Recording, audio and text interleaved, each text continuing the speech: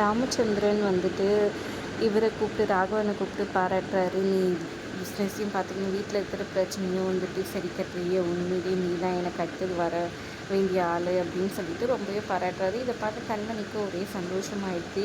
இதெல்லாம் பார்த்துட்டு இந்த விஜய் வந்து மேலே ஒரு பிளானை போடுறாங்க. உங்களுக்கு ஒரு புத்திர சுகத்தை கொடுக்க போகிறேன், ஒரு பையனை வந்துட்டு போட்டு தள்ள போகிறேன்ற மாதிரி அவங்க வந்துட்டு பேசிக்கிட்டு இருக்காங்க அவங்களுக்குள்ளேயே. இன்னொரு பக்கம் இங்கே பார்த்திங்கன்னா வீரா அவங்க அம்மா வந்துட்டு வேலைக்கு போகிறாங்கன்னு சொல்லிட்டு அவங்க ஏரியாவிலேருந்து யாரோ கால் பண்ணி கண்மணிக்கிட்ட சொல்கிறாங்க. கண்மணி அதை கேட்டு அவங்க அம்மா வேலைக்கு போகிறாங்களேன்னு கஷ்டப்பட்டுக்கிட்டு அவங்க அம்மாவுக்கு ஃபோன் பண்ணி ஏமா இப்படி பண்ணுறேன்னு சொல்லி கேட்க, வேறு என்ன பண்ண சொல்கிற, பிருந்தா கூட இல்லை, யாருமே இல்லாமல் எனக்கு ஒரு மாதிரி இருக்காது, நான் தான் வேலைக்கு போகிறேன், உன் வேலையை பாரு, உன் கரிசனத்துக்கு ரொம்ப நன்றின்னு சொல்லிட்டு வச்சிடுறாங்க. இதனால் கண்மணி ராகவன் கிட்ட இதை பற்றி சொல்லி வருத்தப்பட்டிருக்காங்க. அதுக்கப்புறம் பார்த்திங்கன்னா நைட் திடீர்னு பார்த்திங்கன்னா ராகவன் வந்துட்டு அவங்க அம்மாவை கூட்டிகிட்டு வந்து நிற்கிறாரு.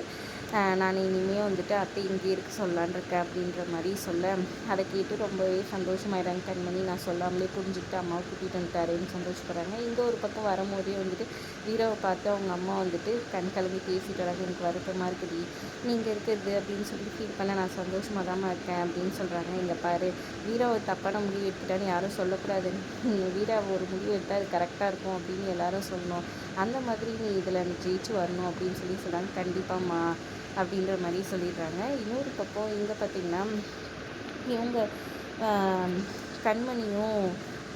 கண்மணி வந்துட்டு ராகவன் கிட்டே ரொம்ப தேங்க்ஸுன்ற மாதிரி சொல்கிறாங்க.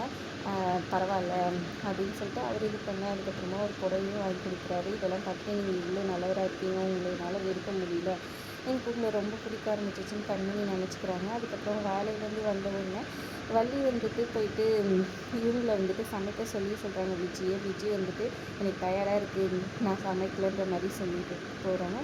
இவளை எதுக்காக கடைக்கு அனுப்புறீங்க, இவளை அனுப்ப வேணான்னு சொல்லிட்டு ராகவன் சொல்ல, அவளும் இந்த வீட்டு மருமக தான் எல்லாத்தையும் கற்றுக்கிட்டோம் அப்படின்ற மாதிரி வள்ளி ஒரு பக்கம் சொல்லிடுறாங்க.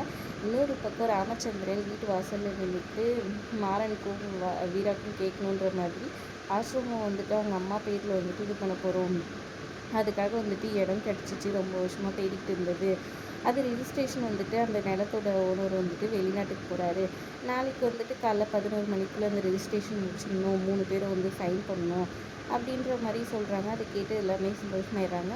மாறனும் வீராவுமே வந்துட்டு முன்னாடியே போயிடணும், இது அம்மாவோட ஆசைன்ற மாதிரி சந்தோஷப்பட்டுக்கிறாங்க. ஒரு பக்கம் இங்கே பார்த்திங்கன்னா நம்மளோட கண்மணி வந்து காலையில் ஏற்றி போய் கிச்சனில் பால் வைக்கிறாங்க. விஜய் வேலையே வந்து பேசியிருக்காங்க, அவங்க கண்டுக்காமல் எடுத்து வச்சுருக்காங்க. அப்போ பால் வச்சுட்டு திரும்ப விஜய் ஏதோ பிளான் பண்ணிடுறதுனால பால் தெரிஞ்சு போயிடுது.